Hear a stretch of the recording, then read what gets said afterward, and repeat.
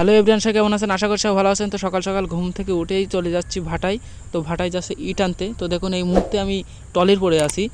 তো আমি আজকে ভাটায় যেয়ে আপনাদের কিছু দৃশ্য দেখাবো যে কোথায় ইট পোড়ানো হয়। কারণ এর আগেও আমি ভাটায় গেছি, তা কখনো ঘুরে ঘুরে দেখা হয়নি। যে কাজে গেছি সে কাজই মিটেই চলে আইছি। তো ডিয়ার ভাই বললাম যে ভাই আমি আজকে ঘুরে ঘুরে দেখবো। ডিয়ার ভাই হচ্ছে চ যে ঘুরে ঘুরে দেখি। তো আমরা উঠে পড়লাম, উঠে ঘুরে ঘুরে দেখছি ওপরের সাইডে যে কোথাতে ইট পোড়ায়, কোথাতে ইট পড়ে। তো আমরা ঠিক সেই জায়গা দেখার চেষ্টা করছিলাম। তো আমার সেই ভাই বলছিল যে সামনে একটা গর্ত মতন আছে, চল দিন গর্তটা কি। তা আমি বলছি যে চ যেই দেখে আসি। তো সামনে যেয়ে দেখি যে গুহা মতন।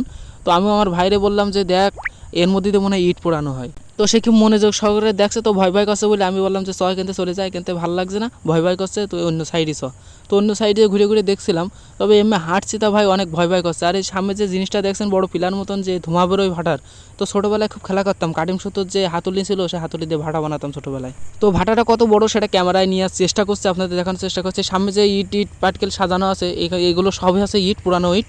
তো সাইডে যে ইটগুলো আছে সেই ইটগুলো শেষ হলে এই ইটগুলো সামনে উপস্থাপন করবে বেচার জন্য। তো সামনে আর একটা গুহা দেখেছি, তো গুহাটা দেখানোর চেষ্টা করছি আপনাদের।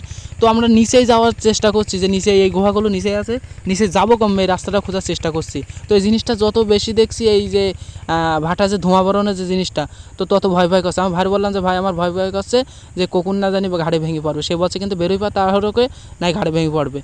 তো ও খুঁজছিলাম যে ভিতরে ঢুকবো কিকের গুহার ভিতরে, তা দেখছি সব দরজা বন্ধ। তো আপনাদের আর দেখাতে পারলাম না, কারণ ডিয়ারবার তাড়াহুড়ো করছে, বাড়ি চলে যাবে তাই। তো আমাদের ইট সাজানো শেষ, এই দেখুন বাড়ি যাওয়ার জন্য আমরা রওনা দিয়ে দিছি অলরেডি। তো আমরা এখন বাড়ি চলে যাচ্ছি। তো আমার চ্যানেল যারা নতুন, অবশ্যই চ্যানেলকে সাবস্ক্রাইব করে আমার পাশে থাকবেন। সবাইকে অসংখ্য ধন্যবাদ ভিডিওটা দেখার জন্য।